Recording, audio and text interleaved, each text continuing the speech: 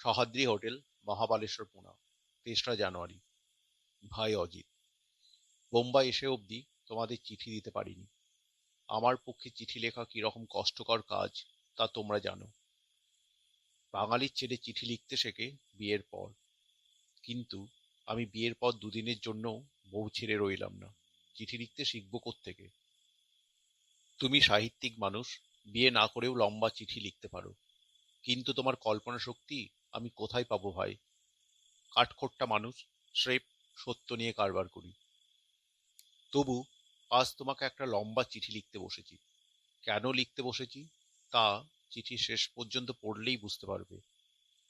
মহাবালেশ্বর নামক শৈলপুরীর সহ্যাদ্রি হোটেলে রাত্রি 10টার পর মোমবাতি জেলে এই চিঠি লিখছি। বাইরে শীত জর্জর অন্ধকার, আমি ঘরের দরজানলা বন্ধ করে লিখতে বসেছি। তবু শীত আর অন্ধকারকে ঠেকিয়ে রাখা যাচ্ছে না। মোমবাতি শিখাটি থেকে থেকে নড়ে উঠছে।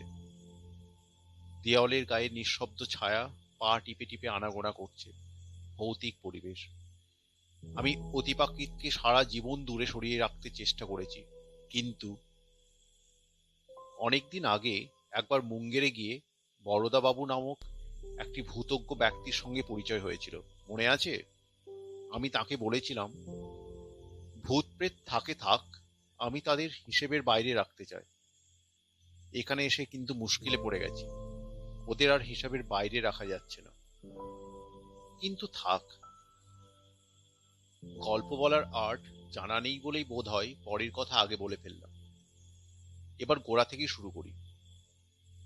যে কাজে বোম্বাই এসেছিলাম সে কাজটা শেষ করতে দিন চারেক লাগলো।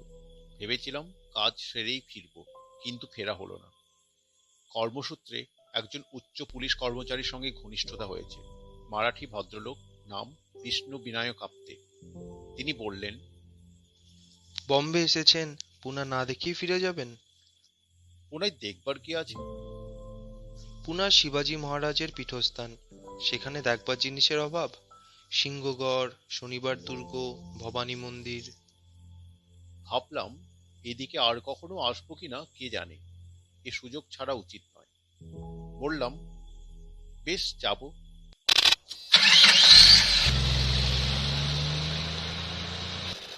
আপ্তের মোটরে চড়ে বেরোলাম। বোম্বাই থেকে পুনে যাবার পাকা মোটর রাস্তা আছে। সহ্যাদ্রির গিরি সংকটের ভিতর দিয়ে পাক খেয়ে খেয়ে গিয়েছে। এখানকার নৈসর্গিক দৃশ্য বর্ণনা করা আমার কর্ম নয়। এক পাশে উত্তঙ্গ শিখর, অন্য পাশে অতলপর্শ খাদের কোলে সবুজ উপত্যকা। তুমি যদি দেখতে, একটি চম্পু কাব্য লিখে ফেলতে। পুনায় আপ্তের বাড়িতে উঠলাম। সাহেবী কাণ্ড কারখানা, আদর যত্নের সীমা নেই। আমাকে আপ্তে যে এত খাতির করছেন, তার পিছনে আপ্তের স্বাভাবিক সহৃদয়তা তো আছেই, বোধহয় বোম্বাই প্রাদেশিক সরকারের ইশারাও রয়েছে। সে যাক। পুনায় বোম্বাইয়ের চেয়ে বেশি ঠান্ডা, কারণ বোম্বাই সমুদ্র সমতলে, আর পুনা সমুদ্র থেকে প্রায় 2000 ফুট উঁচুতে।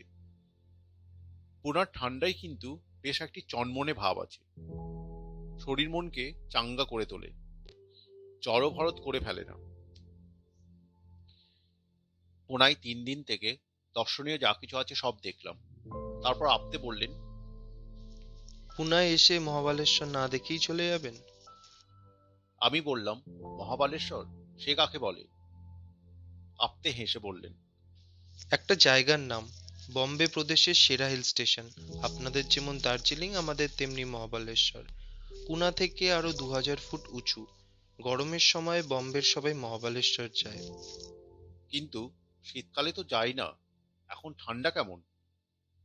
একেবারে হোম ওয়েদার। চলুন চলুন, মজা পাবেন।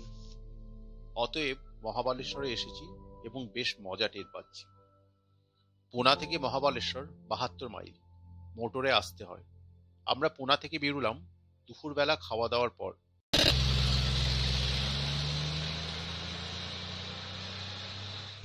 মহাবালেশ্বরে পৌঁছলাম আন্দাজ 4টের সময়। পৌঁছে দেখি শহর শূন্য।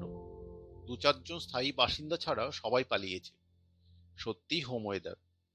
দিনের বেলায় হিহি কম্প, রাতেও হিহি কম্প। ভাগ্যিস আপ্তে আমার জন্য একটা মোটা ওভারকোট এনেছিলেন, নইলে শীত ভাঙত না। শহরের বর্ণনা দেব না, মনে করো দার্জিলিং এর ছোট ভাই। আপ্তে আমাকে নিয়ে সহ্যাদ্রি হোটেলে উঠলেন। হোটেলে একটিও অতিথি নেই, কেবল হোটেলের মালিক দু তিনজন চাকর নিয়ে বাস করছেন। হোটেলের মালিক জাতে পার্সি, নাম সোরাব হোমজি, আপ্তের পুরনো বন্ধু। বয়স্ক লোক, মোটাসোটা, টকটকে রং। বিষয়বুদ্ধি নিশ্চয়ই আছে, নইলে হোটেল চালানো যায় না। কিন্তু ভারী অমায়িক প্রকৃতি।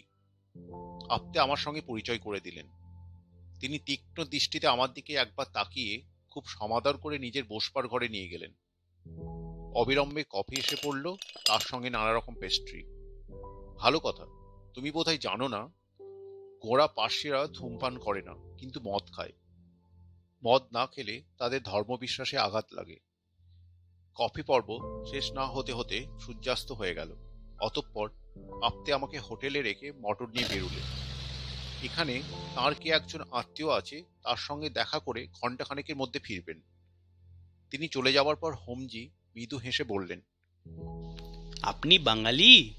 শুনে আশ্চর্য হবেন, মাস দেড়েক আগে পর্যন্ত এই হোটেলে মালিক ছিলেন একজন বাঙালি। আশ্চর্য হলাম। বললাম, বলেন কি, বাঙালি এত দূরে এসে হোটেল খুলে বসেছিল? হ্যাঁ, তবে একলা নয়, তার একজন গুজরাতি অংশীদার ছিল। এই সময় একটা চাকর এসে অবদ্ধ ভাষায় তাকে কি বলল। তিনি আমাকে জিজ্ঞেস করলেন, আপনি কি স্নান করবেন? যদি করেন, গরম জল তৈরি আছে। রক্ষে করুন, এই শীতে স্নান? একেবারে বোম্বাই গিয়ে স্নান করব। চাকর চলে গেল। তখন আমি হোমজিকে প্রশ্ন করলাম, আচ্ছা, আপনি তো বোম্বের লোক, তাহলে এই শীতে এখানে রয়েছেন কেন? এখানে তো কাজকর্ম এখন কিছু নেই। কাজকর্ম আছে বই কি, মার্চ মাস থেকে হোটেল খুলবে, অতিথিরা আসতে শুরু করবে। তার আগেই বাড়িটাকে সাজিয়ে গুছিয়ে ফিটফাট করে তুলতে হবে তো।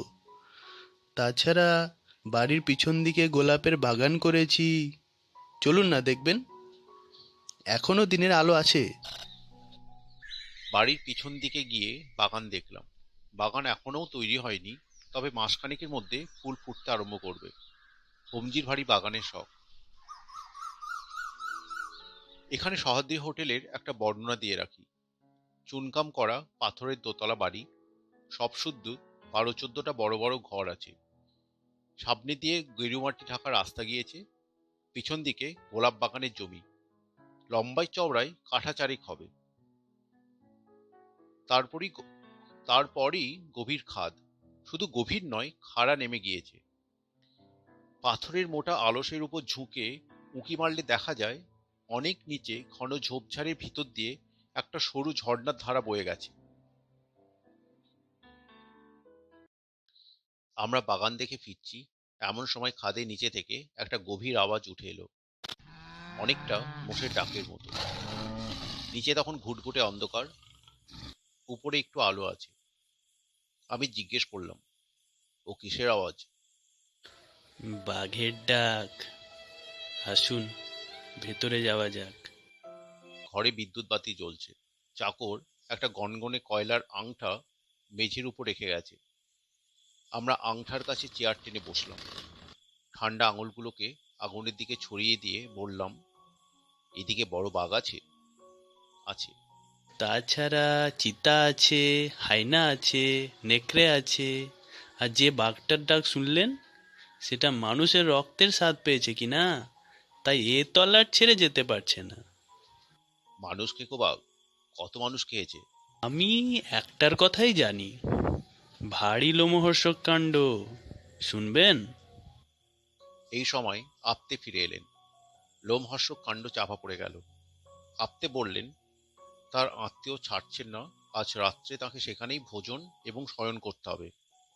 কিছুক্ষণ গল্প স্বল্প করে তিনি উঠলেন, আমাকে বললেন, কাল সকাল 9টার মধ্যে আমি আসবো। আপনি ব্রেকফাস্ট খেয়ে তৈরি হয়ে থাকবেন, দুজনে বেরোবো। এখানে দেখবার অনেক জায়গা আছে। Bombay Point, Arthur Seat, Pratapgarh দুর্গ। তিনি চলে গেলেন।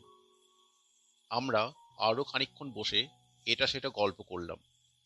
এখানে এখন শাকসবজি, দুধ, ডিম, মুরগি খুব সস্তা, আর গরমের সময় দাম বাড়বে। কথায় কথায় হোমজি বললেন। আপনার ভূতের ভয় নেই তো? আমি হেসে উঠলাম। কারুর কারুর থাকে, একলা ঘরে ঘুমোতে পারে না। তাহলে আপনার শোবার ব্যবস্থা যদি দোতলায় করি আপনার অসুবিধা হবে না তো? বিন্দুমাত্র না। আপনি কোথায় শোন? আমি নিচেই শুই, আমার বসবার ঘরের পাশেই শোবার ঘর। আপনাকে ওপরে দিচ্ছি তার কারণ এখন সব ঘরের বিছানাপত্র তুলে গুদামে রাখা হয়েছে।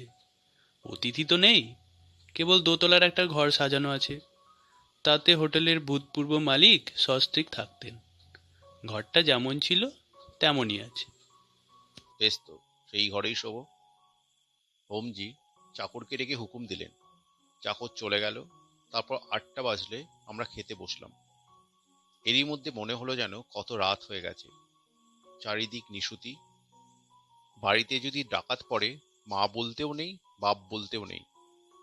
গল্প শোনার এই উপযুক্ত সময়। বললাম, আপনার লোমহর্ষক কাণ্ড কই বললেন না তো? হ্যাঁ হ্যাঁ, ভারী রোমাঞ্চকর ব্যাপার। এই বাড়িতেই ঘটেছিল, আগেকার দুই মালিকের মধ্যে।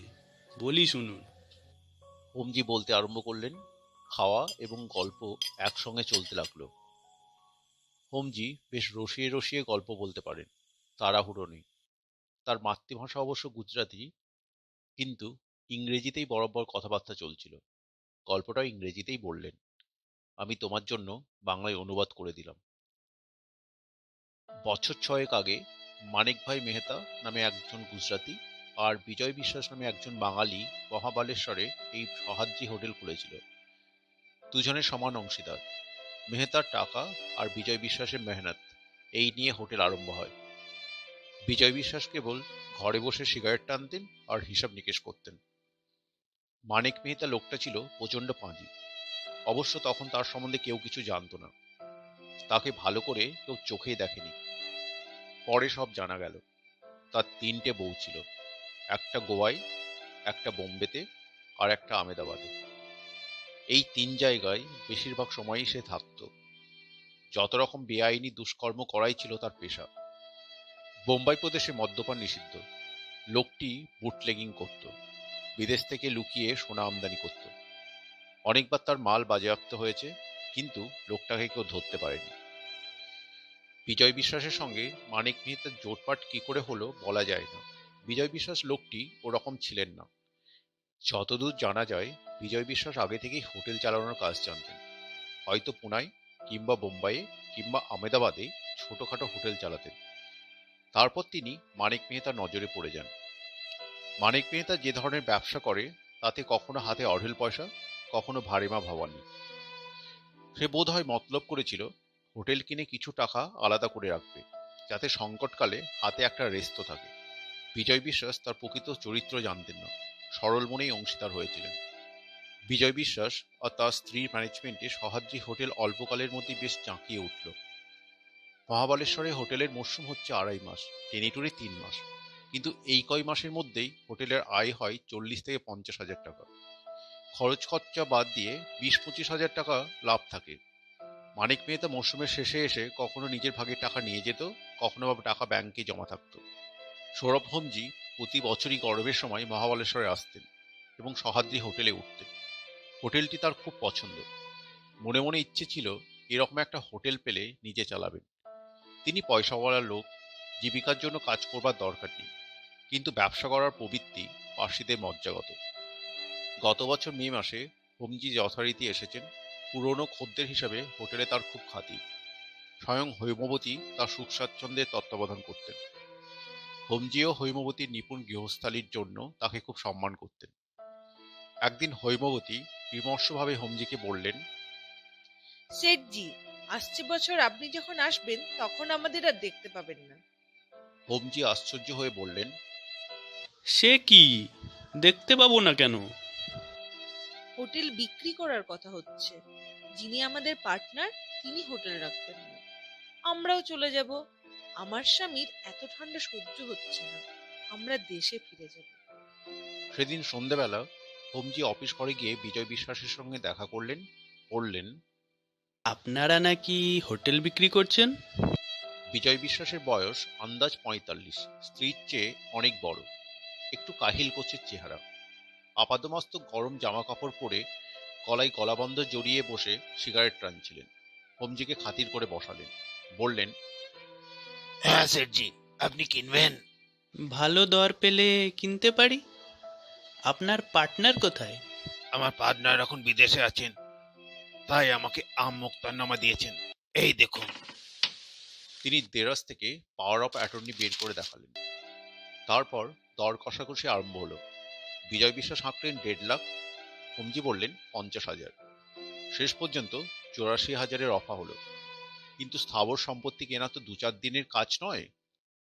দলিল দস্তাবেজ তদারক করা, উকিল অ্যাটর্নির সঙ্গে পরামর্শ করা, রেজিস্ট্রি অফিসে খোঁজ খবর নেওয়া, এসব করতে বেশ কয়েক মাস কেটে গেল।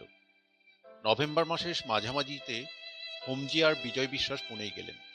রেজিস্ট্রারের সামনে হোমজি নগদ টাকা দিয়ে রেজিস্ট্রি করলেন। কথা হলো ১ ডিসেম্বর তিনি হোটেলের দখল নেবেন। তারপর হোমজি বোম্বাই গেলেন, বিজয় বিশ্বাস মহাবলেশ্বরে ফিরে এলেন। হোটেলে তখন অতিথি নেই, একটা চাকরানি ছাড়া চাকর বাকরও বিদায় হয়েছে। তাই এরপর যেসব ঘটনা ঘটেছিল তা কেবল হৈমবতীর জবানবন্দি থেকেই জানা যায়। মানিক মেহতা নিশ্চয় নিজে আড়ালে থাকবার মতলব করেই বিজয় বিশ্বাসকে মোক্তারনামা দিয়েছিল। যেদিন রেজিস্ট্রি হলো তার পরদিন রাত্রি ৯টায় সে সহাদ্রি হোটেলে এসে হাজির। পরে পুলিশের তদন্তে জানা গিয়েছিল মানিক মেহতা মহাবলেশ্বরের বাইরে ২ মাইল দূরে মোটর রেখে পায়ে হেঁটে মহাবলেশ্বরে ঢুকেছিল। সে যখন পৌঁছলো তখন বিজয় বিশ্বাস আর হৈমবতী রাত্রির খাওয়া দাওয়া সেরে অফিস ঘরে বসে নিজেদের ভবিষ্যৎ সম্বন্ধে জল্পনা কল্পনা করছিলেন। চাকরানিটাও শুতে গিয়েছিল। তখন বেশ শীত পড়ে গেছে। মানিক মেহতার গায়ে মোটা ওভারকোট, মাথায় পশমের মাংকি ক্যাপ। তার ব্যবহার বরাবরই খুব মিষ্টি। সে এসে বলল, হৈমা বাহিন, আমি আজ রাত্রে এখানেই থাকবো আর খাবো, সামান্য কিছু হলেই চলবে। হৈমবতী খাবারের ব্যবস্থা করতে রান্নাঘরে চলে গেলেন। চাকরানিকে আর জাগালেন না। মানিক মেহতা আর বিজয় বিশ্বাস কাজকর্মের কথা শুরু করলেন। অফিস ঘরে একটা মজবুত লোহার আলমারি ছিল। হোটেল বিক্রির টাকা এবং ব্যাংকের জমা টাকা সব এই আলমারিতেই রাখা হয়েছিল। বিজয় বিশ্বাস জানতেন ২-১ দিনের মধ্যেই মেহতা টাকা নিতে আসবে। হৈমবতী রান্নাঘরে গিয়ে স্টোভ জেলে ভাজাভুজি তৈরি করতে লাগলেন, কিন্তু তার কান পড়ে রইল অফিস ঘরের দিকে। রান্নাঘর অফিস ঘর থেকে বেশি দূর নয়, তার উপর নিস্তব্ধ রাত্রি। কিছুক্ষণ পরে তিনি শুনতে পেলেন ওরা দুজন অফিস ঘর থেকে বেরিয়ে কথা বলতে বলতে হোটেলের পিছন দিকের জমিতে চলে গেলেন। হৈমবতীর একটু আশ্চর্য লাগলো, কারণ তাঁর স্বামী শীত কাতরে মানুষ। এত শীতে খোলা হাওয়ায় যাওয়া তার স্বভাব বিরুদ্ধ। কিন্তু হৈমবতীর মনে কোনো আশঙ্কাই ছিল না। তিনি রান্নাঘর থেকে বেরোলেন না, যেমন রান্না করছিলেন তেমনই করতে লাগলেন। তারপর হোটেলের পিছন দিক থেকে একটা চাপা চিৎকারের শব্দ শুনে তিনি একেবারে কাঠ হয়ে গেলেন। তাঁর স্বামীর গলার চিৎকার। ক্ষণকাল স্তম্ভিত অবস্থায় থেকে তিনি ছুটে গেলেন হোটেলের পিছন দিকে। পিছনের জমিতে যাবার একটা দরজা আছে। হৈমবতী দরজার কাছে পৌঁছেছেন এমন সময় মানিক মেহতা ওদিক থেকে ঝড়ের মতো এসে ঢুকল। হৈমবতীকে সজোরে একপাশে সরিয়ে দিয়ে সদরের দিকে চলে গেল। কি হলো, কি হলো? বলে হৈমবতী পিছনের জমির দিকে ছুটে গেলেন। সেখানে কেউ নেই। হৈমবতী তখন স্বামীর খোঁজে অফিস ঘরের দিকে ছুটলেন। সেখানে দেখলেন লোহার আলমারির কবাট খোলা রয়েছে, তার ভিতর থেকে নোটের বান্ডিলগুলো সব গায়েব। প্রায় ১.৫ লাখ টাকার নোট। এতক্ষণে হৈমবতী প্রকৃত ব্যাপারটা বুঝতে পারলেন। মানিক মেহতা তার স্বামীকে ঠেলে খাদের মধ্যে ফেলে দিয়েছে আর সমস্ত টাকা নিয়ে পালিয়েছে। তিনি চিৎকার করে অজ্ঞান হয়ে পড়লেন। ভাই অজিত, আজ এখানেই থামছি। ঘরের মধ্যে অশরীরী উৎপাত আরম্ভ হয়েছে। কাল বাকি চিঠি শেষ করব। ৪ঠা জানুয়ারি। কাল চিঠি শেষ করতে পারিনি। আজ রাত্রি ১০টার পর মোমবাতি জ্বালিয়ে আবার আরম্ভ করেছি। হোমজি খেতে বসে গল্প বলছিলেন। গল্প শেষ হবার আগেই খাওয়া শেষ হলো। আমরা বসবার ঘরে উঠে গেলাম। চাকর কফি দিয়ে গেল। হোমজি আবার বলতে শুরু করলেন। আমি আজ আরো সংক্ষেপে তার পুনরাবৃত্তি করছি। হৈমবতীর যখন জ্ঞান হলো তখন 10টা বেজে গেছে। ইলেকট্রিক বাতি নিভে গিয়ে চারিদিক অন্ধকার। হৈমবতী চাকরানীকে জাগালেন, কিন্তু সে রাত্রে বাইরে থেকে কোনো সাহায্যই পাওয়া গেল না। পুলিশ এলো পরদিন সকালে। পুলিশের অনুসন্ধানে বোঝা গেল হৈমবতীর অনুমানই ঠিক। হোটেলের পিছনে খাদের ধারে মানুষের ধস্তাধস্তির চিহ্ন রয়েছে। 2-4 দিন অনুসন্ধান চালাবার পর আরো অনেক খবর বেরুলো। মানিক মেহতা ডুব মেরেছে। সে পাকিস্তান থেকে 3 লক্ষ টাকার সোনা আমদানি করেছিল। কাস্টমসের কাছে ধরা পড়ে যায়। মানিক মেহতা ধরা না পড়লেও একেবারে নিঃস্ব হয়ে পড়েছিল। তাই অংশীদারকে খুন করে সে প্রায় 1.5 লাখ টাকা হাতিয়েছে। এদিকে খাদের তলা থেকে বিজয় বিশ্বাসের লাশ উদ্ধার করা দরকার, কিন্তু এমন দুর্গম এই খাদ যে সেখানে পৌঁছানো অতি কষ্টকর ব্যাপার। উপরন্তু সম্প্রতি একজোড়া বাঘ এসে খাদের মধ্যে আড্ডা গেড়েছে। গভীর রাত্রে তাদের হুঙ্কার শোনা যায়। যা হোক, কয়েকজন পাহাড়িকে নিয়ে 3 দিন পর পুলিশ খাদে নেমে দেখল বিজয় বিশ্বাসের দেহের কিছু অবশিষ্ট নেই। কয়েকটা হাড়গোড় আর রক্তমাখা জামাকাপড়, গলাবন্ধ ইত্যাদি নিয়ে তারা ফিরে এলো। পুলিশের মনে আর কোনো সংশয় রইল না। মানিক মেহতার নামে গ্রেপ্তারি পরোয়ানা এবং হুলিয়া জারি করল। ক্রমে 1 ডিসেম্বর এসে পড়ল। নিঃস্ব বিধবার অবস্থা বুঝতেই পারছ। হোমজি দয়ালু লোক হৈমবতীকে কিছু টাকা দিলেন। হৈমবতী চোখের জল মুছতে মুছতে মহাবালেশ্বর থেকে চিরবিদায় নিলেন। তারপর মাসখানেক কেটে গেছে। পুলিশ এখনো মানিক মেহতার সন্ধান পায়নি। বাঘ আর বাঘিনী কিন্তু এখনো খাদের তলায় ঘুরে বেড়াচ্ছে। মানুষের রক্তের স্বাদ তারা পেয়েছে, এই স্থান ছেড়ে যেতে পারছে না। হোমজির গল্প শুনে মনটা একটু খারাপ হলো। বাঙালির সন্তান সুদূর বিদেশে এসে কিছু অর্থ সঞ্চয় করেছিলেন, তা কপালে সইল না। হৈমবতীর অবস্থা আরো শোচনীয়। মানিক মেহতাকে পুলিশ ধরতে পারবে কিনা কে জানে। ভারতবর্ষের বিশাল জনসমুদ্র থেকে একটি পুঁটি মাছকে ধরা সহজ নয়। এইসব ভাবছি, এমন সময় ইলেকট্রিক বাতি নিভে গেল। বললাম, এ কি? হোমজি বললেন, 10টা বেজে গেছে।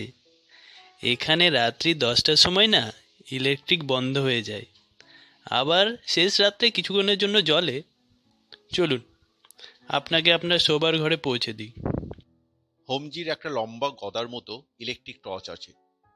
সেটা হাতে নিয়ে তিনি আমাকে পথ দেখিয়ে নিয়ে চললেন। দোতলায় এক সারি ঘর, সামনে টানা বারান্দা। সব ঘরের দরজায় তালা ঝুলছে, কেবল কোণের ঘরে দরজা খোলা। চাকর ঘরে মোমবাতি জেলে রেখে গেছে। বেশ বড় ঘর, সামনে বারান্দা, পাশে ব্যালকনি। ঘরের দুপাশে দুটো খাট রয়েছে। একটাতে বিছানা পাতা, অন্যটা উলঙ্গ হয়ে পড়ে আছে।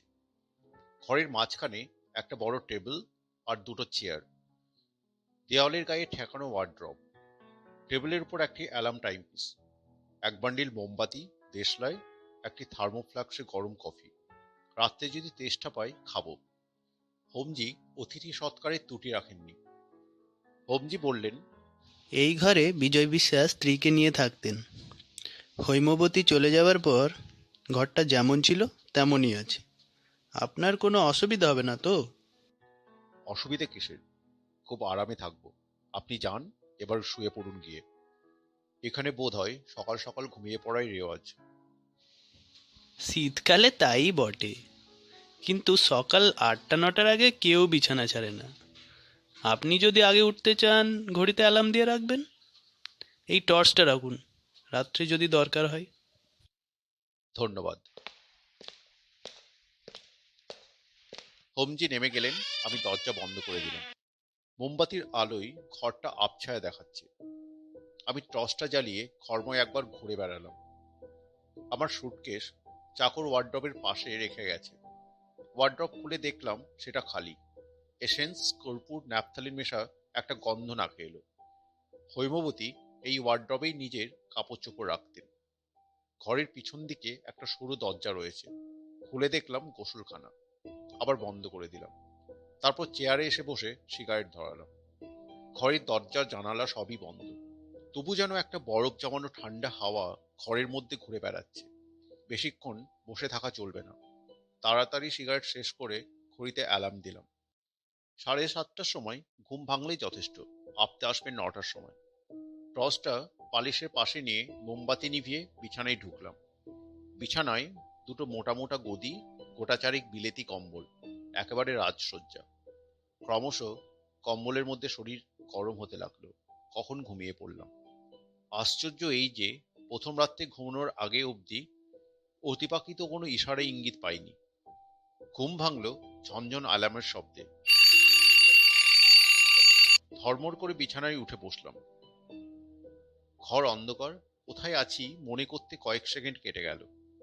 তারপর মনে পড়ল, কিন্তু এত শিগগিরই 7:30 বেজে গেল। কই, জানলার শার্সি দিয়ে দিনের আলো দেখা যাচ্ছে না তো। টর্চ জেলে ঘড়ির উপর ফেললাম। চোখে ঘুমের জড়তা রয়েছে। মনে হলো ঘড়িতে 2টো বেজেছে, কিন্তু অ্যালার্ম ঝনঝন শব্দে বেজে চলেছে। কি রকম হলো? আমি কম্বল ছেড়ে উঠলাম। টেবিলের কাছে গিয়ে ঘড়ির উপর আলো ফেলে দেখলাম সত্যিই 2টো। তবে অ্যালার্ম বাজলো কি করে? অ্যালার্মের কাঁটা ঘোরাতে কি ভুল করেছি? ঘড়িটা হাতে তুলে নিতেই বাজনা থেমে গেল।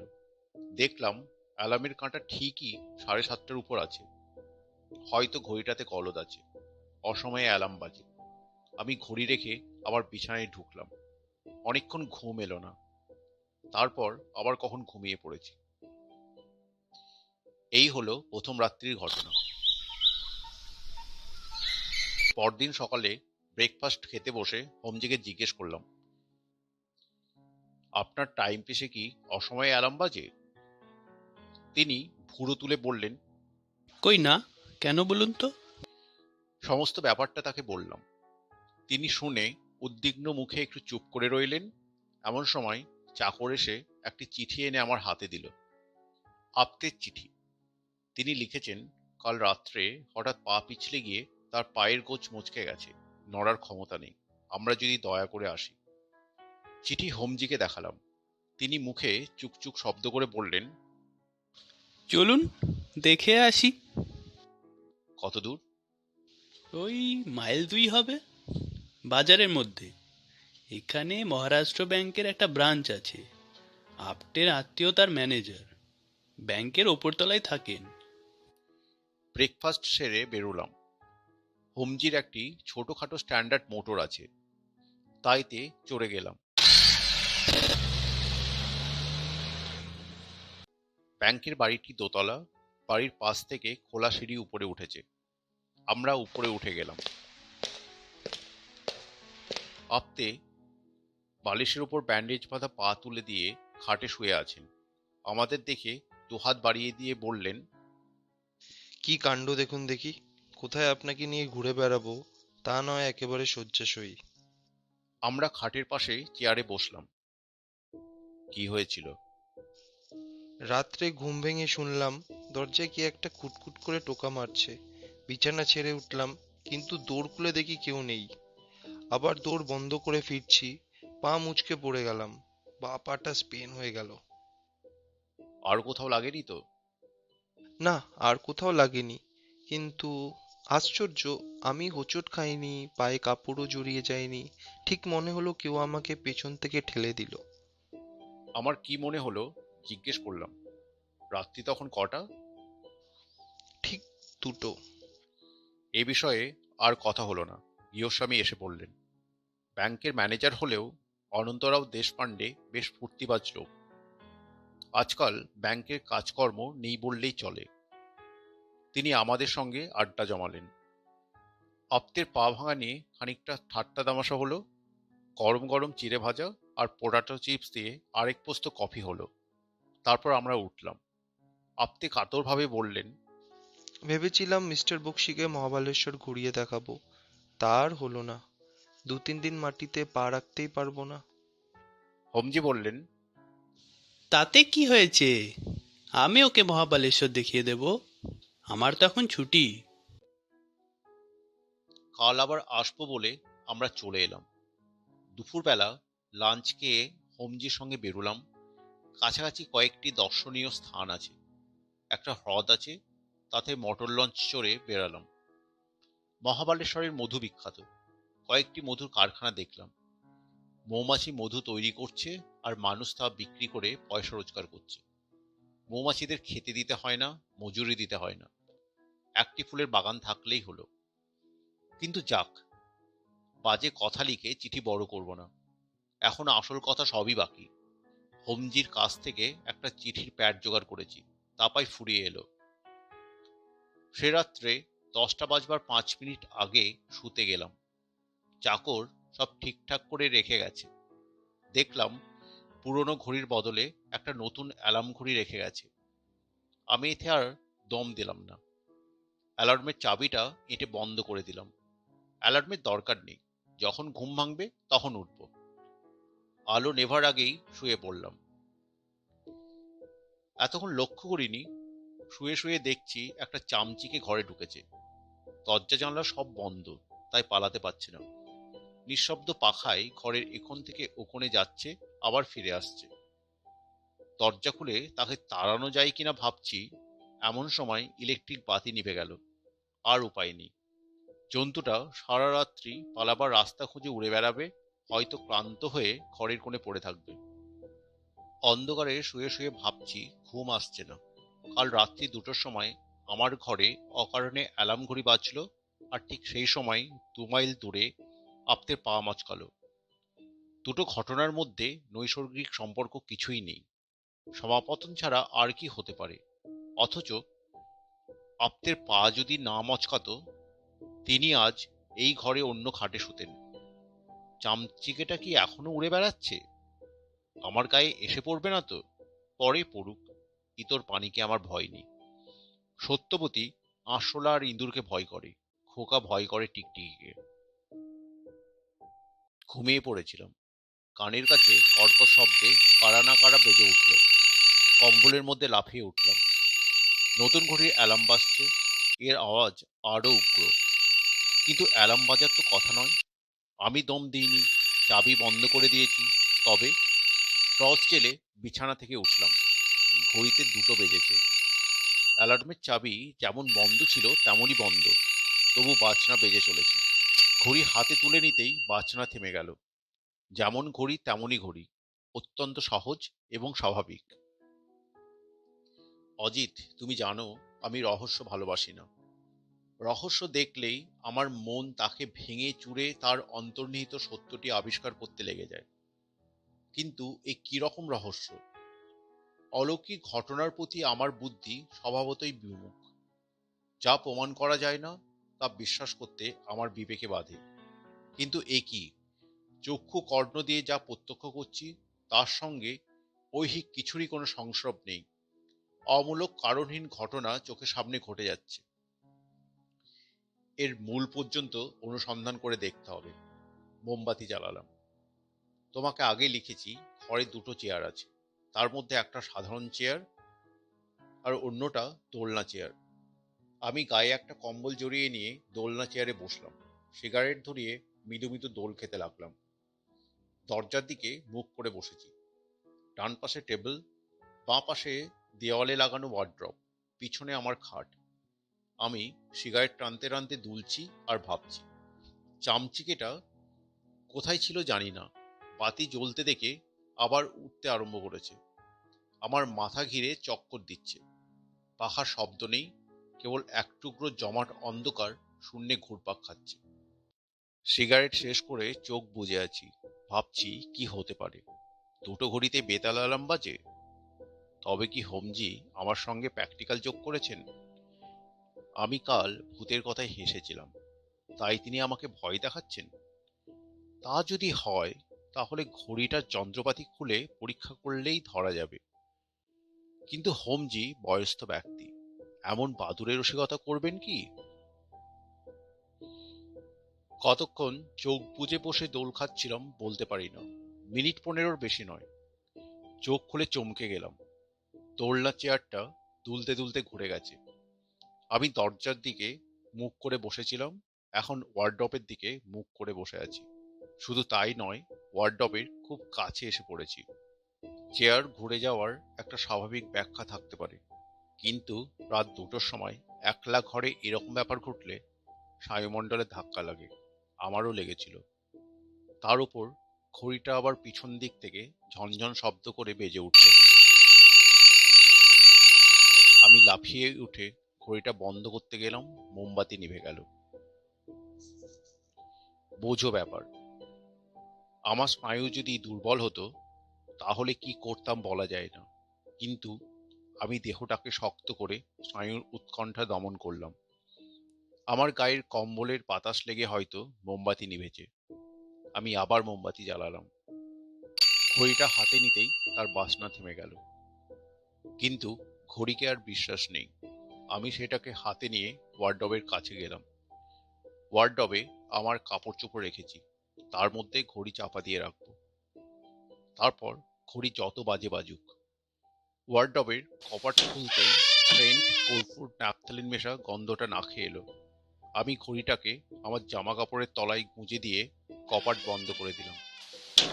মস্তিষ্ক গরম হয়েছে, তন্দ্রা আসছে, আবার ছুটে যাচ্ছে। ঘড়িটা ওয়ার্ডরোবের মধ্যে বাজছে কিনা শুনতে পাচ্ছি না। তারপর ক্রমে বোধ হয় ঘুম এসে গিয়েছিল। বিকট চিৎকার করে জেগে উঠলাম। কম্বলের মধ্যে আমার পেটের কাছে কিছু একটা কিলবিল করছে, টিকটিকি কিংবা ব্যাং কিংবা চামচিকে। একটানে কম্বল সরিয়ে বিছানা থেকে লাফিয়ে নামলাম। টর্চ চালালাম, মোমবাতি জ্বালালাম। বিছানায় কোনো জন্তু জানোয়ার নেই। চামচিকেটাও কোথাও অদৃশ্য হয়েছে। হাত ঘড়িতে দেখলাম রাত্রি 3:30। বাকি রাত্রিটা টেবিলের সামনে খাড়া চেয়ারে বসে কাটিয়ে দিলাম। আর ঘুমানোর চেষ্টা বৃথা। চিঠি ভীষণ লম্বা হয়ে যাচ্ছে। ভৌতিক অভিজ্ঞতা বিবরণ দেওয়া আমার উদ্দেশ্য নয়। এবার চটপট শেষ করব। 5টার সময় ইলেকট্রিক আলো জ্বলে উঠল। আমি ওয়ার্ডরোব খুলে ঘড়ি বার করলাম। ঘড়ির সঙ্গে একটা বাদামি কাগজের চিলতে বেরিয়ে এলো। তাতে বাংলা হরফে একটা ঠিকানা লেখা আছে, কলকাতার দক্ষিণ সীমানার একটা ঠিকানা। ঠিকানাটা নকল করে পাঠালাম, তোমার দরকার হবে। আমার স্কাউট ছুরি দিয়ে ঘড়িটা খুললাম। যন্ত্রপাতির কোনো গন্ডগোল নেই, সহজ ঘড়ি। আমি সত্যান্বেষী, সত্যকে স্বীকার করতে আমি বাধ্য, তা সে লৌকিক সত্যই হোক আর অলৌকিক সত্যই হোক। কায়াহীনকে সম্বোধন করে বললাম, তুমি কি চাও? উত্তর এলো না, কেবল টেবিলটা নড়ে উঠল। আমি টেবিলের উপর হাত রেখে বসেছিলাম। বললাম, তুমি কি চাও আমি তোমার মৃত্যুর তদন্ত করি? এবার টেবিল তো নড়লই। আমি যে চেয়ারে বসেছিলাম তার পিছনে পায়া দুটো উঁচু হয়ে উঠল। আমি প্রায় টেবিলের উপর হুমড়ি খেয়ে পড়লাম। বললাম, বুঝেছি, কিন্তু পুলিশ তো তদন্ত করছেই। আমি করলে কি সুবিধা হবে? আমি কোথায় তদন্ত করব? ঘড়িটা চড়াং করে একবার বেজেই থেমে গেল। ঠিকানা লেখা বাদামি কাগজের চিলতেটা টেবিলের একপাশে রাখা ছিল। সেটা যেন হাওয়া লেগে আমার সামনে সরে এলো।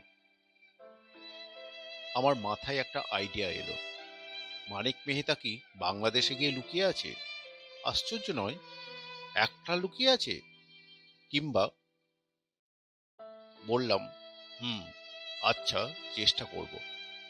এমন সময় ইলেকট্রিক বাতি নিভে গেল। দেখলাম জানলার শার্সি দিয়ে দিনের আলো দেখা যাচ্ছে। হোমজিকে কিছু বললাম না। 9টার সময় দুজনে আপতেকে দেখতে গেলাম। মোটরে যেতে যেতে হোমজিকে জিজ্ঞেস করলাম, হৈমবতীর চেহারা কেমন? হোমজি আমার দিকে মুখ ফিরিয়ে একটু হাসলেন, বললেন, ভালো চেহারা, রং খুব ফর্সা নয়, কিন্তু ভারী চটকদার চেহারা। বয়স? হয়তো 30-এর কিছু বেশি, কিন্তু দীর্ঘ যৌবনা, শরীরের বাঁধনি ঢিলে হয়নি। আপতের পা কালকের চেয়ে ভালো, কিন্তু এখনো হাঁটতে পারেন না। গৃহস্বামী অনন্তরাও দেশপাণ্ডের সঙ্গেও দেখা হলো। তাকে কয়েকটা প্রশ্ন করলাম। আপনি বিজয় বিশ্বাসকে চিনতেন? চিনতাম বই কি, সহাদ্রি হোটেলে সব টাকাই আমার ব্যাংকে ছিল। কত টাকা? সিজনের শেষে প্রায় 45,000 দাঁড়িয়েছিল। বিজয় বিশ্বাসে নিজের আলাদা কোনো অ্যাকাউন্ট ছিল? ছিল, আন্দাজ 2,000 টাকা। কিন্তু মৃত্যুর কয়েকদিন আগে তিনি প্রায় সব টাকাই বার করে নিয়েছিলেন। শখানেক টাকা পড়ে আছে। তাঁর স্ত্রী যাবার আগে সে টাকা বার করে নেননি? স্ত্রী যতক্ষণ কোর্ট থেকে ওয়ারিশ সাব্যস্ত না হচ্ছেন ততক্ষণ তো তাকে টাকা দিতে পারি না। হৈমবতী এখন কোথায়, তার ঠিকানা জানেন? না। আর কেউ জানে? হোমজি বললেন, বোধ হয় না। যাওয়ার সময় তিনি নিজেই জানতেন না কোথায় যাবেন। আমি থেকে জিজ্ঞেস করলাম, আপনি নিশ্চয়ই এ মামলার খবর রাখেন। মানিক মেহতার কোনো সন্ধান পাওয়া গেছে? না, সন্ধান পাওয়া গেলে জানতে পারতাম। মানিক মেহতার ফটোগ্রাফ আছে? একটা গ্রুপ ফটোগ্রাফ ছিল। সহ্যাদ্রি হোটেল যখন আরম্ভ হয় তখন মানেক মেহতা, বিজয় বিশ্বাস আর হৈমবতী একসঙ্গে ছবি তুলেছিল, কিন্তু সেটা পাওয়া যায়নি। হোটেলে ফিরে এসে দুপুরবেলা খুব ঘুমোলাম। রাত্রে তোমাকে চিঠি লিখতে বসেছিলাম, কিন্তু বারবার বাধা পেয়ে শেষ করতে পারিনি। বিদেহী আত্মা আমার এই চিঠি লেখাতে সন্তুষ্ট নয়, অথচ সে কি চাই বোঝাতে পারছে না। যাই হোক, আজ চিঠি শেষ করব। এতখানি ভনিতার কারণ বোধহয় বুঝতে পেরেছ। তোমাকে একটা কাজ করতে হবে। কলকাতার দক্ষিণ প্রান্তে যে ঠিকানা দিলাম তুমি সেখানে যাবে।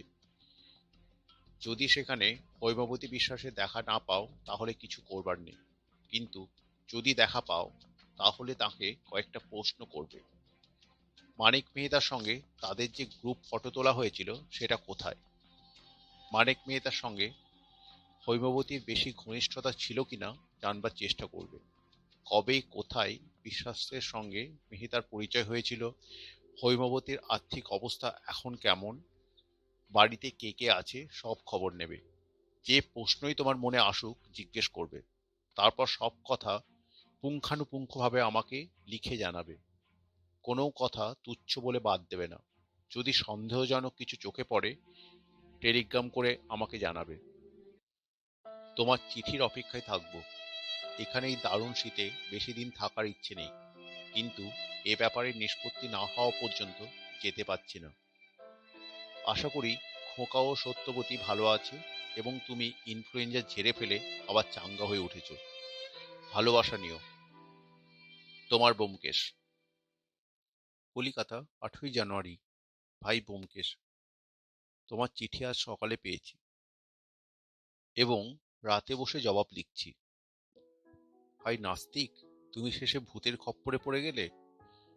সত্যবতী জানতে চাইছে, ভূত বটে তো, পেতনি নয়। ওদিকের পেতনিরা নাকি ভারী ডাহাবাজ হয়। যাক, বাজে কথা লিখে পুঁথি বাড়াবো না। তোমার নির্দেশ অনুযায়ী আজ বেলা 3টে নাগাদ বাসা থেকে বেরুচ্ছি। বিকাশ দত্ত এলো। আমি কোথায় যাচ্ছি শুনে সে বলল, আরে সর্বনাশ, সে তো ধারধারা গোবিন্দপুর, পথ চিনে যেতে পারবেন? বললাম, তুমি চলো না। বিকাশ রাজি হলো। তাকে সব বললাম না, মোটামুটি একটা আন্দাজ দিলাম। দুজনে চললাম। সত্যি ধ্যাৎধারা গোবিন্দপুর। ট্রামে বাসে কলকাতার দক্ষিণ সীমানা ছাড়িয়ে যেখানে গিয়ে পৌঁছালাম সেখানে কেবল একটা লম্বা রাস্তা চলে গিয়েছে। রাস্তায় 200-300 গজ অন্তর একটা বাড়ি। শেষ পর্যন্ত বেলা আন্দাজ 4:30-র সময় নির্দিষ্ট ঠিকানায় উপস্থিত হলাম। রাস্তা থেকে খানিকটা পিছিয়ে ছোট একতলা বাড়ি, চারিদিকে খোলা মাঠ। বিকাশকে বললাম, তুমি রাস্তার ধারে গাছতলায় বসে বিড়ি খাও। আমি এখনই ফিরতে পারি, আবার ঘন্টাখানেকও দেরি হতে পারে। বাড়ির সদর দরজা বন্ধ। আমি গিয়ে কড়া নাড়লাম। একটা চাকর এসে দরজা খুলে দাঁড়ালো। বলল, কাকে চান? শ্রীমতী হৈমবতী বিশ্বাসের সঙ্গে দেখা করতে চাই। আপনার নাম? অজিত বন্দ্যোপাধ্যায়। কি দরকার? সেটা শ্রীমতী বিশ্বাসকেই বলবো। তুমি তাকে বলো মহাবালেশ্বর থেকে চিঠি পেয়ে এসেছি। আজ্ঞে, একটু দাঁড়ান। বলে চাকরটা দরজা বন্ধ করে দিল। 10 মিনিট দাঁড়িয়ে আছি, সারা শব্দ নেই। তারপর দরজা খুলল। চাকর বলল, আসুন। বাড়িতে ঢুকেই ঘর। আসবাবপত্র বেশি কিছু নেই, 2টো চেয়ার, একটা টেবিল। চাকর বলল, আগে বসুন। গিন্নি ঠাকুরন চান করছেন, এখনই আসবেন। একটা চেয়ারে বসলাম। বসে আছি তো বসেই আছি। চাকরটা এদিক ওদিক ঘুরঘুর করছে, বোধহয় আমাকে বিশ্বাস করতে পারছে না। আজকাল কলকাতার যা ব্যাপার দাঁড়িয়েছে, অচেনা লোককে বাড়িতে ঢুকতে দিতে ভয় হয়। চোর ডাকাত গুন্ডা যা কিছু হতে পারে। বসে বসে ভাবলাম, গিন্নি ঠাকুরনের শান যতক্ষণ না শেষ হচ্ছে ততক্ষণ চাকরটাকে নিয়ে একটু নাড়াচাড়া করি। বললাম, তুমি কতদিন এখানে কাজ করছো? চাকরটা অন্দরের দোরের সামনে দাঁড়িয়ে বলল, আজ্ঞে, এই তো 1 মাসও এখনো হয়নি। দেখলাম লোকটার কথার মধ্যে একটু পূর্ববঙ্গের টান আছে। তোমার দেশ কোথায়? ফরিদপুর জেলায়। বলে সে চৌকাঠের উপর উবু হয়ে বসল। আধবয়সী লোক, মাথায় কদম ছাঁট চুল, গায়ে একটা ছেঁড়া ময়লা রঙের সোয়েটার। কতদিন কলকাতায় আছো? তা 3 বছর হতে চলল। এখানে মানে এই বাড়িতে কজন মানুষ থাকে? গিন্নি ঠাকুরুন একলা থাকেন।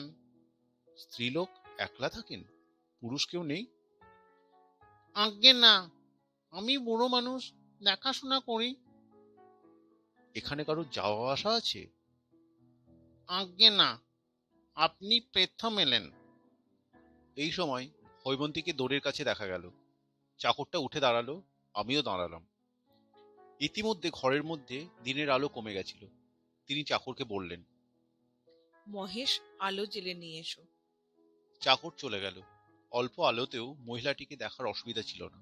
দীঘল চেহারা, সুশ্রী মুখ।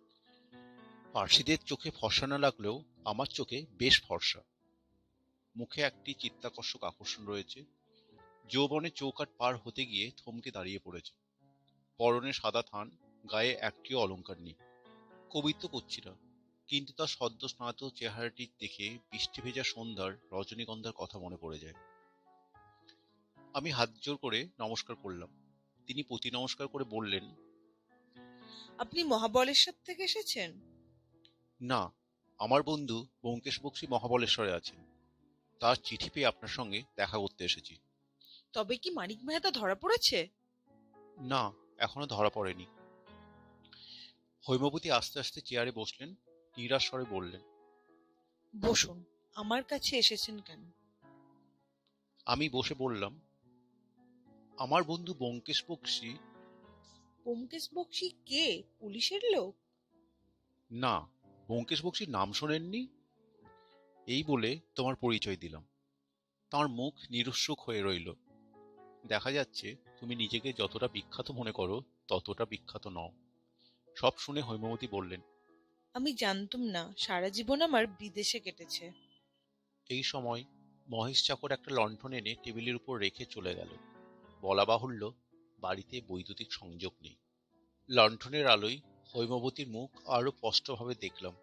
ব্যথিত, আশাহত মুখ, ক্লান্তি ভরে থমথম করছে। দু এক গাছি ভিজে চুল কপালে গালে জুড়ে রয়েছে। আমার মন লজ্জিত হয়ে উঠল। এই শোক নিষিক্তা মহিলাকে বেশি কষ্ট দেওয়া উচিত নয়। তাড়াতাড়ি প্রশ্নগুলো শেষ করে চলে যাওয়াই কর্তব্য। বললাম, আমাকে মাফ করবেন। মানিক মেহতাকে ধরবার উদ্দেশ্যেই ব্যোমকেশ আপনাকে কয়েকটি প্রশ্ন করে পাঠিয়েছে। মানিক মেহতার সঙ্গে আপনার প্রথম পরিচয় কবে হয়? 6 বছর আগে। আমাদের তখন আমেদাবাদে একটা ছোট্ট হোটেল ছিল। কি কুক্ষণই যে তার সঙ্গে দেখা হয়েছিল! মানিক মেহতার সঙ্গে আপনার বেশ ঘনিষ্ঠ পরিচয় হয়েছিল? আমার সঙ্গে তার সর্বসাকুল্যে 5-6 বারের বেশি দেখা হয়নি। বছরের মধ্যে একবার কি 2 বার আসতো। চুপি চুপি আসতো। নিজের ভাগের টাকা নিয়ে চুপি চুপি চলে যেত। তার এই চুপি চুপি আসা যাওয়া দেখে তার চরিত্র সম্বন্ধে আপনাদের কোনো সন্দেহ হয়নি? না, আমরা ভাবতাম তার স্বভাবই ওই রকম, নিজেকে জাহির করতে চায় না। তার কোনো ফটোগ্রাফ আছে কি? একটা গ্রুপ ফটো ছিল, সহ্যাদ্রি হোটেলের অফিসে টাঙানো থাকতো। সে রাত্রে আমি মূর্ছা ভেঙে দেখলুম দেয়ালে ছবিটি নেই। সে রাত্রে হোটেল লোহা সিন্ধুকে কত টাকা ছিল? ঠিক জানি না, আন্দাজ 1.5 লাখ। অতঃপর আর কি প্রশ্ন করব ভেবে পেলাম না। আমি উঠি উঠি করছি, হৈমবতী আমাকে প্রশ্ন করলেন, আমি এখানে আছি আপনার বন্ধু জানলেন কি করে? আমি তো কাউকে জানাইনি। উত্তর দিতে গিয়ে থেমে গেলাম। মহিলাটির বর্তমান মানসিক অবস্থায় ভূতপ্রেতের অবতারণা না করাই ভালো। বললাম, তা জানি না, ব্যোমকেশ কিছু লেখেনি। আপনি উপস্থিত এখানেই আছেন তো? বোধহয় আছি। আমার স্বামীর এক বন্ধু তার এই বাড়িতে দয়া করে থাকতে দিয়েছেন। আসুন। নমস্কার। বাইরে এসে দেখলাম অন্ধকার হয়ে গেছে। রাস্তার ধারে গাছের তলায় বিড়ির মুখে আগুন জ্বলছে। তাই দেখে বিকাশের কাছে গেলাম। তারপর দুজনে ফিরে চললাম। ভাগ্যক্রমে খানিক দূর যাবার পর একটা ট্যাক্সি পাওয়া গেল। ট্যাক্সিতে যেতে যেতে বিকাশ বলল, কাজ হলো? এই কথা আমিও ভাবছিলাম। হৈমবতীর দেখা পেয়েছি বটে, তাকে প্রশ্নও করেছি, কিন্তু কাজ হলো কি? মানিক মেহতা এখন কোথায় তার কিছুমাত্র ইঙ্গিত পাওয়া গেল কি? বললাম, কতকটা হলো। বিকাশ খানিক চুপ করে থেকে বলল, আপনি যখন ব্যোমকেশবাবুকে চিঠি লিখবেন তখন তাকে জানাবেন যে সবার ঘরে দুটো খাট আছে। তুমি জানলে কি করে? আপনি যখন মহিলাটির সঙ্গে কথা বলছিলেন আমি তখন বাড়ির সব জানলা দিয়ে উঁকি মেরে দেখেছি। তাই নাকি? আর কি দেখলে? যা কিছু দেখলাম সবার ঘরেই দেখলাম, অন্য ঘরে কিছু নেই। কি দেখলে? একটা মাঝারি গোছের লোহার সিন্দুক আছে। আমি যখন কাচের ভিতর দিয়ে উঁকি মারলাম তখন চাকরটা সিন্দুকের হাতল ধরে ঘোরাবার চেষ্টা করছিল। চাকরটা? ঠিক দেখেছ? আজ্ঞে হ্যাঁ, সে যখন সদর দরজা খুলেছিল তখন আমি তাকে দেখেছিলাম। সে ছাড়া বাড়িতে আর কোনো পুরুষ নেই। তারপর লেকের কাছাকাছি এসে ট্যাক্সি ছেড়ে দিলাম। বিকাশ নিজে রাস্তা ধরল, আমি বাসায় ফিরে এলাম। রাত্রে বসে চিঠি লিখছি, কাল সকালে ডাকে দেব। তুমি কেমন আছো? সত্যবতী আর খোকা ভালো আছে। আমি আবার চাঙ্গা হয়ে উঠেছি। তোমার অজিত। ব্যোমকেশের নামে সহ্যাদ্রি হোটেলের ঠিকানায় চিঠি লিখে ডাকে দিয়েছিলাম 9 তারিখের সকালে।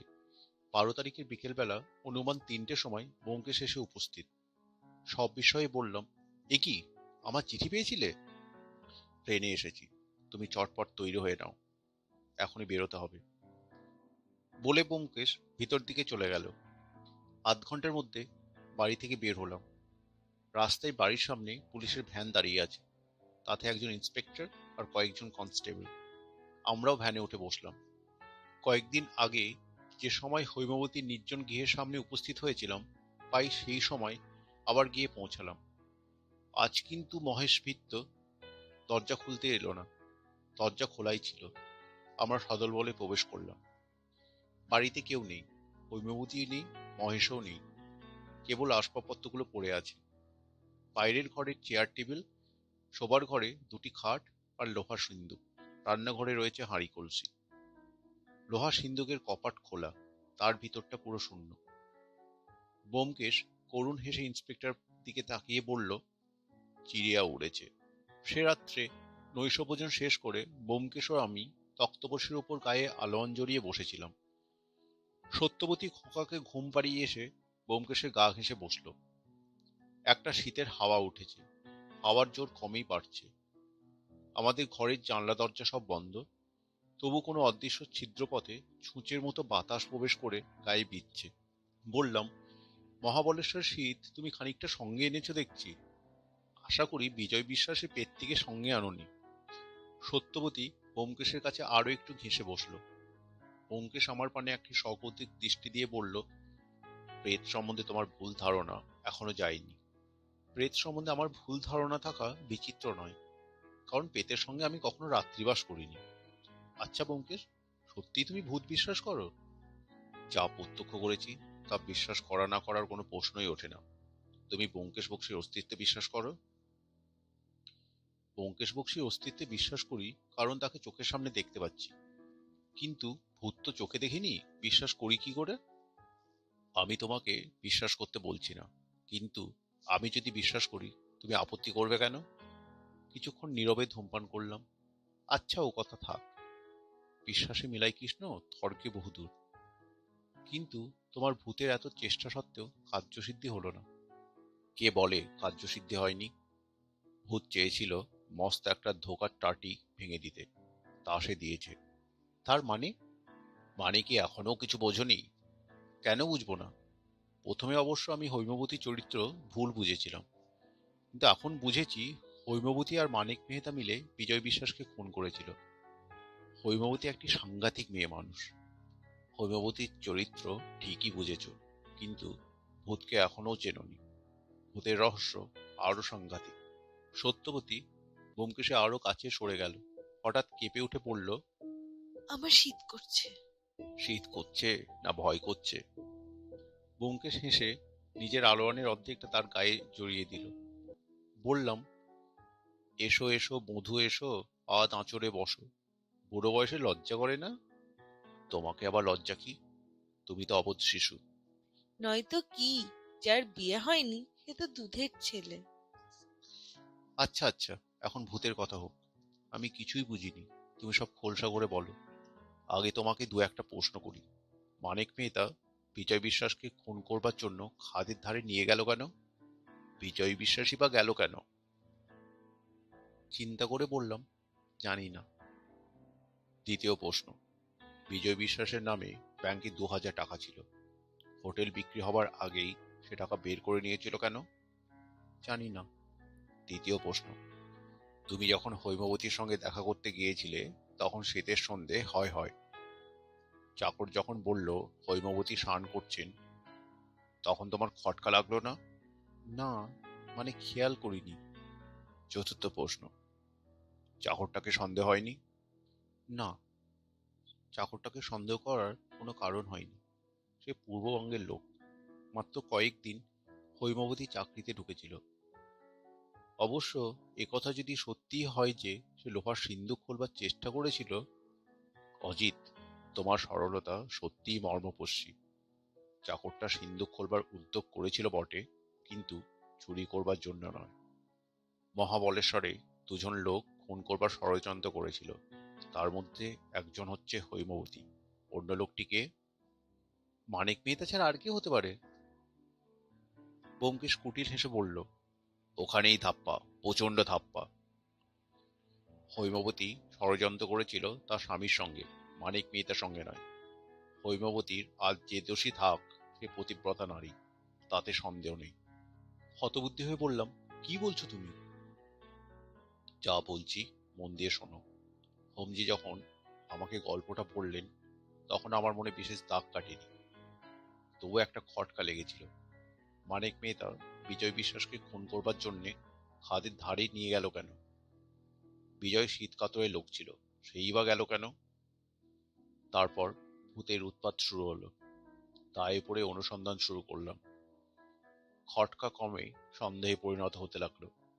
তারপর ওয়ার্ডরোবের মধ্যে পেলাম এক টুকরো বাদামি কাগজে লেখা একটা ঠিকানা, বাংলা অক্ষরে লেখা, কলকাতার উপকণ্ঠের একটা ঠিকানা।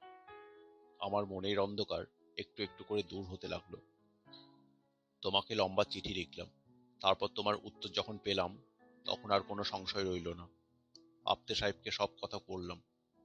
তিনি তখনও ঠ্যাং নিয়ে পড়ে আছেন, কিন্তু তখনই কলকাতার পুলিশকে টেলিগ্রাম করলেন এবং আমার প্লেনে আসার ব্যবস্থা করে দিলেন। হৈমবতী আর বিজয় বিশ্বাসকে ধরা গেল না বটে, কিন্তু প্রেতের উদ্দেশ্য সিদ্ধ হয়েছে। আসল অপরাধী কারা তা জানা গেছে। বলা বাহুল্য, যে প্রেতটা নাচরবান্দা হয়ে আমাকে ধরেছিল সে মানিক মেহতা। সত্যি কি হয়েছিল বলো না গো। সত্যি কি হয়েছিল তা জানে কেবল হৈমবতী আর বিজয় বিশ্বাস। আমি মোটামুটি যা আন্দাজ করেছি তাই তোমাদের বলছি। সিগারেট ধরে ব্যোমকেশ বলতে আরম্ভ করলো, মানিক মেহতা ছিল নামকাটা বদমাস, আর বিজয় বিশ্বাস ছিল ভিজে বেড়াল। একদা কি করিয়া মিলন হলো দোহে। দুজনে মিলে হোটেল খুলল। মেহতার টাকা, বিশ্বাসদের মেহনত। স্ত্রী পুরুষ হোটেল চালাচ্ছে, হোটেল বেশ চাঁকিয়ে উঠল। প্রতি বছর 30-40 হাজার টাকা লাভ হয়। মেহতা মাঝে মাঝে এসে নিজের ভাগের টাকা নিয়ে যায়। বিজয় বিশ্বাস নিজের ভাগের টাকা মহাবালেশ্বরের ব্যাংকে বেশি রাখে না, বোধ হয় স্ত্রীর নামে অন্য কোথাও রাখে। হয়তো কলকাতারই কোনো ব্যাংকে হৈমবতীর নামে 50-60 হাজার টাকা জমা আছে। ওরা দুজনে ছাড়া আর কেউ তার সন্ধান জানে না। এইভাবে বেশ চলছিল। কত বছর মানিক মেহতা বিপদে পড়ে গেল। তার বেআইনি সোনার চালান ধরা পড়ে গেল। তাকে পুলিশ জড়াতে পারল না বটে, কিন্তু অত সোনা মারা যাওয়ায় সে একেবারে সর্বভ্রান্ত হয়েছিল। তখন তার একমাত্র মূলধন হোটেল। মানিক মেহতা ঠিক করলো সে হোটেল বিক্রি করবে, তার নগদ টাকা চায়। এখন প্রশ্ন হচ্ছে, হোটেল বিক্রি টাকা কে পাবে? একলা মেহতা পাবে, না বিজয় বিশ্বাসেরও ভাগ রয়েছে? ওদের পার্টনারশিপের দলিল আমি দেখিনি। অনুমান করা যেতে পারে যে মানিক মেহতা যখন হোটেল কেনার টাকা দিয়েছিল, তখন হোটেল বিক্রির টাকাটাও পুরোপুরি তারই প্রাপ্য। আমার বিশ্বাস মেহতা সব টাকাই দাবি করেছিল। হৈমবতী আর বিজয় বিশ্বাস ঠিক করলো সব টাকা ওরাই নেবে। ওদের পূর্ব ইতিহাস কিছু জানা যায় না, কিন্তু ওদের প্রকৃতির যে স্বভাবতই অপরাধপ্রবণ তাতে সন্দেহ নেই। দুজনে মিলে পরামর্শ করলো, মানিক মেহতা পুলিশের নজর লাগা দাগী লোক, তার ঘাড়ে অপরাধের ভার চাপিয়ে দেওয়া সহজ। স্বামী স্ত্রী মিলে নিপুণভাবে প্ল্যান করে তুলল। কলকাতার উপকণ্ঠে তখন কিভাবে তারা বাসা ঠিক করেছিল তা আমি জানি না। হয়তো কলকাতার কোনো পরিচিত লোকের মারফত বাসা ঠিক করেছিল। হৈমবতী বাসার ঠিকানা কাগজে লিখে ওয়ার্ডরোবের মধ্যে গুঁজে রেখেছিল, পাছে ঠিকানা ভুলে যায়। পরে অবশ্য ঠিকানা তাদের মুখস্থ হয়ে গেছিল। তাই হৈমবতী যাওয়ার আগে বাদামি কাগজের টুকরোটা ওয়ার্ডরোবের মধ্যেই ফেলে যায়। কাঠের ওয়ার্ডরোবে বাদামি কাগজের টুকরোটা বোধহয় চোখে পড়েনি। ওই একটি মারাত্মক ভুল হৈমবতী করেছিল। যাই হোক, নির্দিষ্ট রাত্রে মানিক মেহতা চুপি চুপি এসে হাজির। হোটেলে একটিও অতিথি নেই। চাকরানিটাকে হৈমবতী বোধ হয় ঘুমের ওষুধ খাইয়েছিল। হোটেলে ছিল কেবল হৈমবতী আর বিজয় বিশ্বাস। মানিক মেহতাকে ওরা হোটেলের অফিস ঘরেই খুন করেছিল। এমনভাবে খুন করেছিল যাতে রক্তপাত না হয়। তারপর ছদ্মবেশ ধারণের পালা। বিজয় বিশ্বাস মানিক মেহতার গা থেকে জামা কাপড় খুলে নিজে পরল, নিজের জামা কাপড় গলাবন্ধ মানিক মেহতাকে পরিয়ে দিল। তারপর দুজনে লাশ নিয়ে গিয়ে খাদের মধ্যে ফেলে দিল। কিছুদিন থেকে এক ব্যাঘ্র দম্পতি এসে খাদে বাসা নিয়েছিল, সুতরাং লাশের যে কিছুই থাকবে না তা বিশ্বাস দম্পতি জানত। ব্যাঘ্র দম্পতির কথা বিবেচনা করেই তারা প্ল্যান করেছিল। আসল কাজ শেষ হলে বিজয় বিশ্বাস সমস্ত টাকা কড়ি নিয়ে বেরিয়ে পড়ল। নিশুতি শীতের রাত্রি, কেউ তাকে দেখল না। মানিক মেহতা শহরের বাইরে রাস্তার ধারে মোটর রেখে এসেছিল। সেই মোটরে চড়ে বিজয় বিশ্বাস উধাও হয়ে গেল। হৈমবতী ঘাঁটি আগলে রইল। বুকের পাটা আছে ওই মেয়ে মানুষটির। তারপর যা যা ঘটেছিল সবই প্রকাশ্য ব্যাপার। একমাত্র সাক্ষী হৈমবতী, সে যা বলল পুলিশ তাই বিশ্বাস করল। বিশ্বাস না করার কোনো কারণ ছিল না। মানিক মেহতার চরিত্র পুলিশ জানত। কয়েকদিন পরে সহদ্দে হোটেল হোমজির হাতে তুলে দিয়ে বিধবা হৈমবতী মহাবলেশ্বর ছেড়ে চলে গেল। ইতিমধ্যে বিজয় বিশ্বাস কলকাতার বাসায় এসে আড্ডা গেড়েছিল। হৈমবতীও এসে জুটল।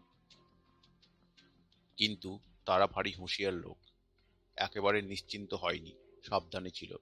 তাই মহাবলেশ্বরের চিঠি নিয়ে অজিত যখন দেখা করতে গেল, তখন হৈমবতী চমকে উঠল বটে, কিন্তু ঘাবড়ালো না।